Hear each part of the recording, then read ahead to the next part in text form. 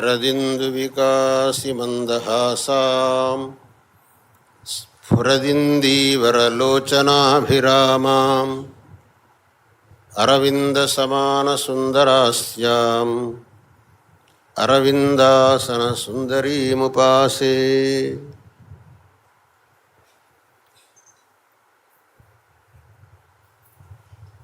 శంకర భగవత్పాదుల వారు సనాతన ధర్మాన్ని, ఉపనిషత్ ప్రతిపాదితమైన అద్వైత సిద్ధాంతాన్ని లోకానికి బోధించటానికి అవతరించిన మహనీయులు. ఆ మహానుభావులు తమ అవతార కార్యాన్ని కేవలం 32 సంవత్సరాల్లో సర్వోత్కృష్టంగా సాధించి, ఆ కార్యం నిరంతరం జరగాలనే దృష్టితో చతురామ్మనాయ పీఠస్థాపన చేశారు. ఈ చతురామ్మనాయ పీఠములలో ఉండే అధిపతులు ఈ ధర్మ ప్రచారాన్ని నిరంతరంగా చేస్తూ ఉండాలి, జనులకు తత్వ ప్రబోధం చేయాలి,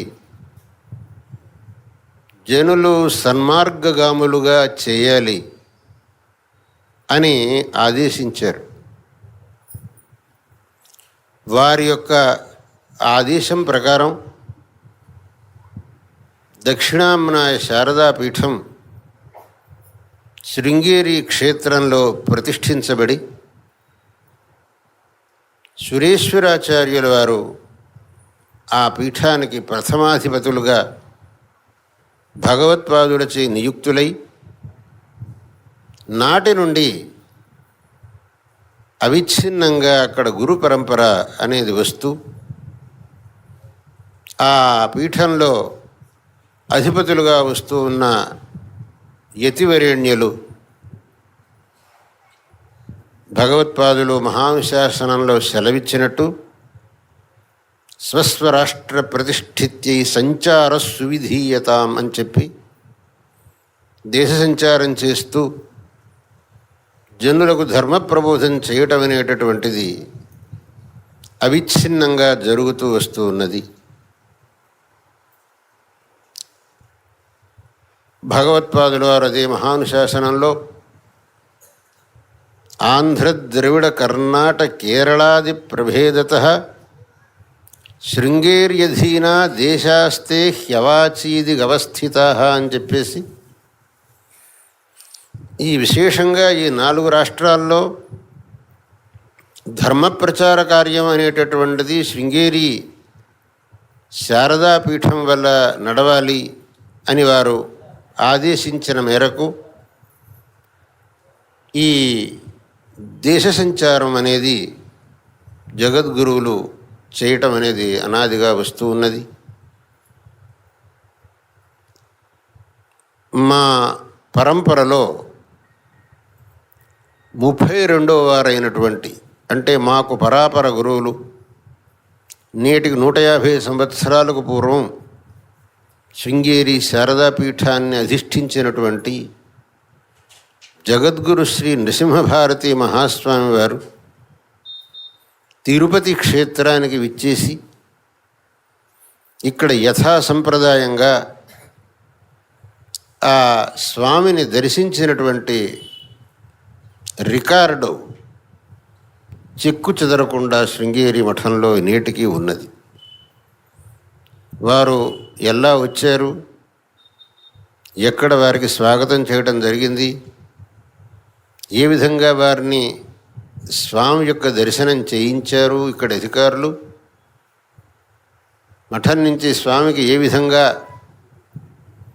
సేవలు జరిగినాయి, దేవాలయం నుంచి జగద్గురువుల వారికి ఏ విధంగా మర్యాదలు జరిగినాయి అనేటటువంటిదంతా కూడా స్పష్టంగా అక్కడ చెప్పబడి ఉన్నది. ఆ తరువాత మా గురువరేణ్యులైన జగద్గురు శ్రీమద్ అభినవ విద్యాతీర్థ మహాస్వామి వారు మొట్టమొదటిసారిగా 1960వ సంవత్సరంలో తిరుపతి క్షేత్రానికి విజయం చేయటం, అప్పుడు ఇక్కడ అన్నారావు గారు ఎగ్జిక్యూటివ్ ఆఫీసర్గా ఉండి జగద్గురువుల వారిని అత్యంత శ్రద్ధాభక్తులతో స్వాగతించడం అనేది అభూతపూర్వమైన ఒక కార్యక్రమం.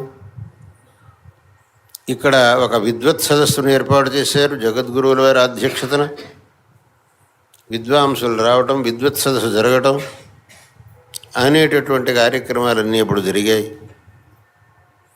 ఆ తరువాత శ్రీచరణులు తిరుపతికి రావటం, వారితో పాటు నేను కూడా రావటం, వారు సిద్ధి పొందిన తర్వాత నేను స్వతంత్రంగా రావటం అనేటటువంటిది జరిగింది. నేను ఆంధ్రదేశం వచ్చి 20 సంవత్సరాలైంది.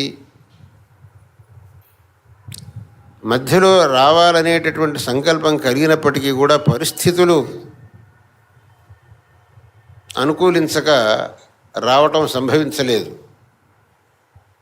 కానీ మా ఆంధ్రదేశీయ శిష్యులకు మాత్రం జగద్గురువుల వారి రాక ఎంత తొందరగా అయితే ఎంత మంచిది అనేటటువంటి ఒక తీవ్రమైన అభిలాష నానాటికి పెరుగుతూ వచ్చింది. సాక్షాత్తు భగవత్పాదుల వారి కాలంలోనే ఆంధ్రదేశీయులు భగవత్పాదుల వారిని అత్యంత విధేయతతో నమ్రతతో సేవించారని చెప్పేసి శంకర దిగ్విజయం చెబుతున్నది. నిజపాద సరోజ సేవనాయి వినయేన స్వయమాగతానథాంధ్రాన్ అనుగృహ్య స వెంకటాచలేశం ప్రణిపత్య ఆప విదర్భ రాజధానీం అని చెప్పేసి, నిజపాద సరోజ సేవనాయి వినయేన స్వయమాగతాన్, ఎవళ్ళు వాళ్ళని పిలుచుకురాలేదు, వాళ్ళంతటా వాళ్ళు స్వయంగా వచ్చి భగవత్పాదుల్ని, మేము తమ ఆజ్ఞానువర్తులం, మేము అద్వైత సిద్ధాంత అనుయాయులం, కేవలం తమ యొక్క అనుగ్రహాపేక్షలమే వచ్చామని చెప్పేసి భగవత్పాదుల వారిని ఆశ్రయించడం, వాళ్ళనందరినీ అనుగ్రహించి వెంకటాచలేశం ప్రణిపత్య ఇక్కడికి రావటం, స్వామి దర్శనం చేయటం అనేది భగవత్పాదుల వారి వల్లనే జరిగింది అని చెప్పి శంకర విజయం చెబుతున్నది. కాబట్టి ఈ క్షేత్రానికి రావటం అనేది మాకు అత్యంత సంతోషదాయకమైనటువంటి విషయం. వెంకటేశ్వర స్వామి కలవు వెంకటనాయక అని చెప్పేసి కలియుగంలో ప్రత్యక్ష దైవంగా భక్తుల పాలిటి కొంగు బంగారంగా వెలసిల్లుతున్నాడు. ఆ స్వామి యొక్క దర్శనం చేయటం, ఆ స్వామి సన్నిధిలో మీ అందరి యొక్క శ్రేయఃప్రార్థన చేయటం అనేటటువంటిది మాకు అత్యంత అభీప్సితమైనటువంటిది. నేను ఈసారి ద్రవిడ దేశంలో ఆంధ్రదేశంలో యాత్ర చేయాలని సంకల్పించి ద్రవిడ దేశంలో యాత్ర అంతా పూర్తి చేసి ఆంధ్రదేశంలో యాత్ర మొదలు పెడుతూ ప్రప్రథమంగా తిరుపతి వచ్చి స్వామి దర్శనం చేసి ఇక్కడి నుంచి ముందుకు వెళ్ళాలి అని సంకల్పించాను. ఆ స్వామి యొక్క అనుగ్రహాన్ని పొంది ఆ స్వామి యొక్క కృప వల్ల మన యొక్క యాత్ర ఏ విధమైనటువంటి ఆటంకం లేకుండా నిరాటంకంగా జరుగుతుంది అనేటటువంటి విశ్వాసంతో మొట్టమొదటి ఇక్కడికి వచ్చి స్వామి దర్శనం చేయాలని చెప్పేసి ఇక్కడికి రావడం జరిగింది. ఈ క్షేత్రం అనేటటువంటిది మనకు అనాది కాలం నుంచి వెంకటేశ్వర స్వామి వారి యొక్క సాన్నిధ్యంతో అలరారుతున్నటువంటి క్షేత్రం. ఈ క్షేత్రంలో అనేకమైనటువంటి విద్యా సంస్థలు నేడు జరుగుతున్నాయి అనేటటువంటిది మాకు సంతోషదాయకమైన విషయం. ముఖ్యంగా వేదశాస్త్రములకు ఇక్కడ ఆదరణ ఉన్నది. వైదిక విశ్వవిద్యాలయం అనేది స్థాపించబడ్డది. తన్మూలకంగా వేదములకు, వేదాంగములకు, వేదభాష్యమునకు విశేషమైనటువంటి ఒక ఆదరణ లభించింది అనేది అత్యంత ప్రమోదాస్పదమైన విషయం. కొండ మీద వేద సంస్కృత ఆగమ పాఠశాల, వేదాలు, సంస్కృతం, ఆగమములు, వీటికి ఆదరణ అక్కడ కొండ మీద వందల మంది విద్యార్థులు వేద శాస్త్ర ఆగమములలో వ్యాసంగం చేయటం, అది కూడా మాకు అత్యంత ఆనందదాయకం. అంతేకాకుండా వేద పండితులను ఎక్కడున్నా వాళ్లను సత్కరించడం, వాళ్లకు మాసాసనములు ఇవ్వటం అనేటటువంటి కార్యం తిరుపతి దేవస్థానం ఉప్పులూరు గణపతి శాస్త్రి గారి యొక్క సలహా మేరకు ఆరంభించింది. అంతకు పూర్వం లేదు. గణపతి శాస్త్రి గారు దేవస్థానం వారికి ఈ సలహా ఇచ్చాడు. అయ్యా, మీరు ఆ స్వామి యొక్క కృపకు పాత్రులు అవ్వాలంటే ఆ స్వామి సంపాదించేటటువంటి ద్రవ్యాన్ని కొంతన్నా వేదశాస్త్రములు ఖర్చు పెట్టండి. స్వామి యొక్క సంపాదనను ఆ స్వామిని సంతృప్తిపరచాలంటే వేదశాస్త్రములకు మీరు ఖర్చు పెడితే దానివల్ల స్వామి యొక్క కృపకు మీరు పాత్రులవుతారు అని గణపతి శాస్త్రి గారి సలహా ఇవ్వటం, దాన్ని అప్పుడున్నటువంటి ప్రభుత్వం వారు స్వీకరించడం, ఆ మూలకంగా వేద పండితులు ఎక్కడ ఉన్నప్పటికీ అక్కడ ఉన్నటువంటి దేవస్థానాల్లో వేదపారాయణ చేయండి, మీకు ఇక్కడి నుంచి వేతనం పంపిస్తామని చెప్పేసి, అలాగే మీ కుమారులకు మీరు వేదం చెప్పండి, కుమారాధ్యాపక స్కీమ్ అని చెప్పేసి దానివల్ల వేద ప్రచారం చేయడం, ఈ మొదలైనటువంటి కార్యం తిరుపతి దేవస్థానం వారు చేయడం చాలా ప్రమోదదాయకం. అలాగే సనాతన ధర్మానికి సంబంధించినటువంటి గ్రంథములను ప్రచురించడానికి దేవస్థానం విశేషంగా సహకరించడం, ధర్మ ప్రచారానికి కావలసినటువంటి సదుపాయాలని కలిగించడం, ఇవన్నీ కూడా మాకు విశేషంగా సంతోషాన్ని కలిగించేటటువంటి విషయాలు. ఈ సందర్భంలో మీకందరికీ నేను చెప్పడం అనేటటువంటిది ఒకే విషయం. ప్రతి ఒక్కడు స్వధర్మాచరణంలో నిమగ్నుడై ఉండాలి. భగవంతుడు భగవద్గీతలో చెప్పినటువంటి శ్రేయాన్ స్వధర్మో విగుణః పరధర్మాత్ స్వనుష్ఠితాత్ అనే మాటను, స్వే స్వే కర్మణ్యభిరతః సంసిద్ధిన్ లభతే నరః అనేటటువంటి మాటను ప్రతి ఒక్కడూ కూడా జ్ఞప్తి యందు ఉంచుకోవాలి. ఈ మాటలను ఎవ్వడూ మర్చిపోకూడదు. శ్రేయాన్ స్వధర్మో విగుణః పరధర్మాత్ స్వనుష్ఠితాత్ అనే మాటకు ప్రతి ఒక్కడూ కూడా తనకు ఏదైతే కర్తవ్యం శాస్త్రంలో చెప్పబడి ఉన్నదో దాన్ని యథాశక్తి అనుష్ఠించాలి. తనకు ఏదైతే కర్తవ్యంగా చెప్పబడలేదో దాని జోలికి పోవద్దు అనేది మొదటి మాటకు అర్థం. స్వే స్వే కర్మణ్యభిరత సంసిద్ధిం లభతే నరః అనేదానికి నీ యొక్క కర్తవ్యాన్ని నువ్వు సరిగ్గా చేసినట్లయితే దానివల్లనే నీవు విశేషమైనటువంటి ఫలితాన్ని పొందగలుగుతావు అనేది ఆ రెండో మాటకు అర్థం. వీటిని మనం ప్రతి ఒక్కళ్ళం కూడా జ్ఞాపకం పెట్టుకోవాలి. ప్రతి ఒక్కడికి ఒక కర్తవ్యం అనేది ఉంటుంది. తన కర్తవ్యాచరణంలో ఏ విధమైనటువంటి లోపం రాకూడదు. ప్రామాణికంగా తన కర్తవ్యాన్ని నిర్వహించాలి. దాంట్లో ఏ విధమైనటువంటి అశ్రద్ధను చూపకూడదు సుమా. ఎందుకంటే అశ్రద్ధ అనేటటువంటిది మనకు ఆ ఉక్తమైనటువంటి ఫలాన్ని ఇవ్వటానికి ఒక ప్రతిబంధకంగా ఉంటుంది. అనేక మంది ఈ కాలంలో హోమాలు చేశాం, దానాలు చేశాం, యాగాలు చేశాం, కానీ ఆ ఫలం మటుకు మాకేమీ రాలేదు అని అనేక మంది అంటుంటారు. ఎందుకు రాలేదు అంటే దానికి కారణాన్ని భగవంతుడే వక్కాణించాడు.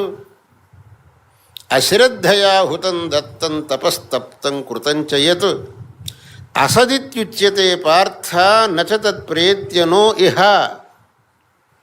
నువ్వు అశ్రద్ధతో చేసినటువంటి యాగ హోమ దానాదులు ఏవీ కూడా నీకు ఫలాన్ని ఇవ్వవు.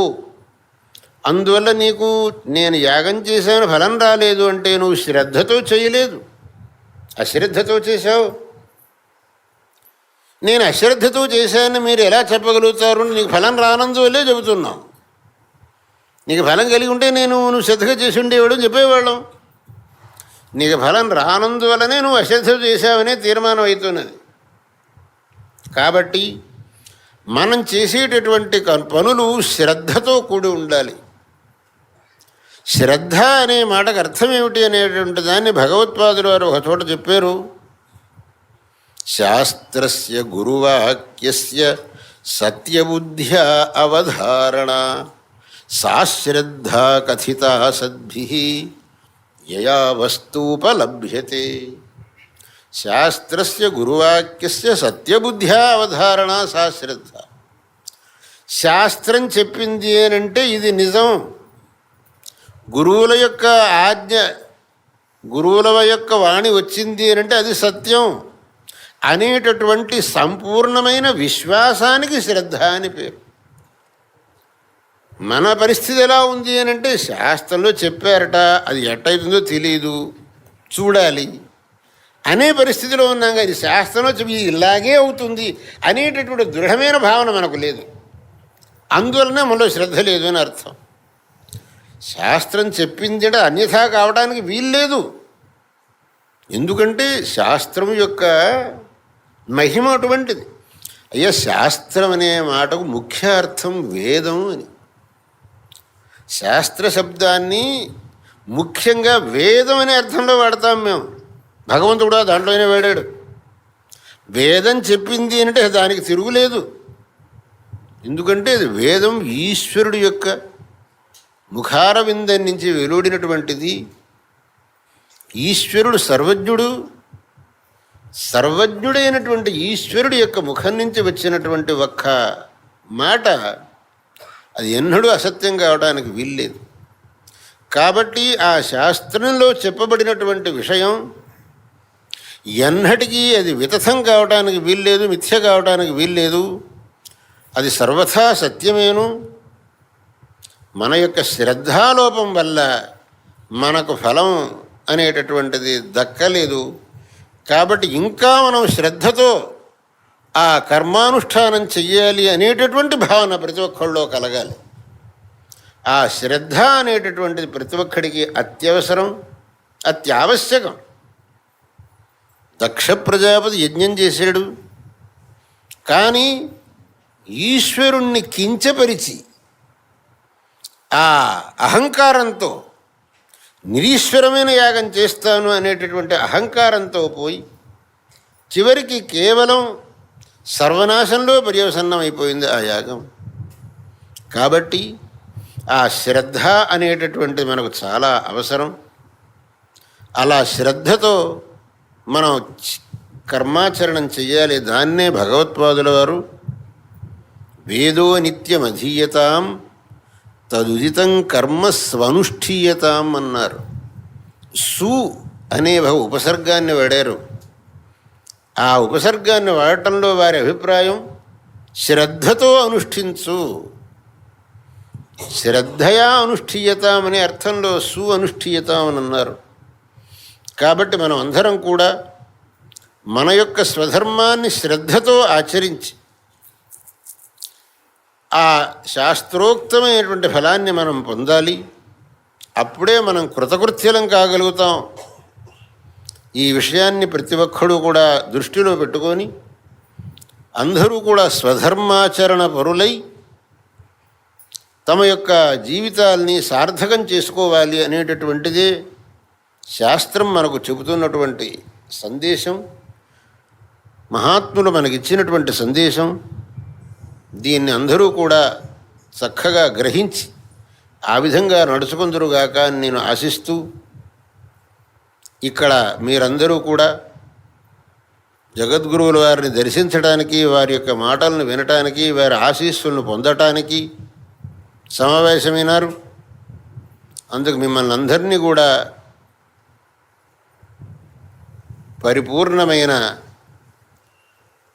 హృదయంతో ఆశీర్వదిస్తూ, ఆ స్వామి సర్వులకు కూడా సత్ప్రేరణను ఇచ్చి అందరినీ స్వధర్మ ఆచరణ పరాయణులు గావించి అందరినీ సదా అనుగ్రహించుగాక అని ఆ వెంకటేశ్వర స్వామిని మనసారా ప్రార్థిస్తూ మరొక్కమారు మీకందరికీ ఆశీర్వాదములను తెలుపుతూ ఈ భాషణాన్ని ఇంతటితో ముగిస్తున్నాను.